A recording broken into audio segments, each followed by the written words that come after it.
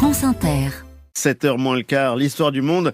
Gallagher Fenwick, vous nous emmenez ce matin en Moldavie. Il y a une réunion de l'opposition moldave qui devrait nous alerter. Les parallèles sont troublants entre la situation actuelle de la Moldavie et celle que l'Ukraine a connue, Ali. Ces deux pays sont candidats à l'entrée dans l'Union européenne et sont convoités par la Russie qui cherche à les assujettir. Seule différence majeure entre ces deux voisins sur le flanc oriental de notre continent, l'un subit une guerre de haute intensité imposée par Moscou, l'autre, pour le moment, fait seulement l'objet de manœuvres de déstabilisation orchestrées par le pouvoir russe. C'est à Moscou que les partis moldaves de l'opposition pro-russe viennent de se réunir. Ils ont discuté d'une candidature commune pour la présidentielle d'octobre prochain.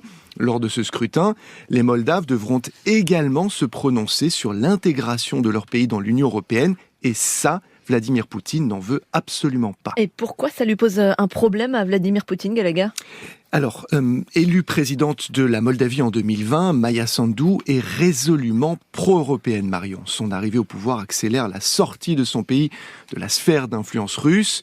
Le message est clair. Pour son avenir, Chisinau, la capitale moldave, se tourne vers Bruxelles et non plus Moscou. Et que peut faire le président russe pour empêcher ça ? Il peut financer l'opposition pro-russe, ça c'est pour l'ingérence. Autre corde à son arc, le séparatisme. La république autoproclamée sur le territoire moldave, la Transnistrie, rappelle d'ailleurs celle de Donetsk et de Luhansk dans le Donbass ukrainien. La Transnistrie, elle, regorge d'armes et de munitions datant de l'époque soviétique. Ses représentants ont récemment appelé Moscou à les protéger. Ils dénoncent, je cite, le viol de leurs droits et de leur liberté par les autorités moldaves. La Gagaouzie, une province dans le sud de la Moldavie, est également traversée par un courant indépendantiste pro-russe. Pour l'instant, tout cela n'est que rhétorique, mais c'est un front qui menace périodiquement de se réchauffer. Mais que peut faire la Moldavie, Gallagher ? Des juristes sur place, Marion, affirment qu'il est impossible de faire interdire les partis pro-russes. Néanmoins, les dirigeants de ces formations font l'objet de poursuites, notamment pour fraude.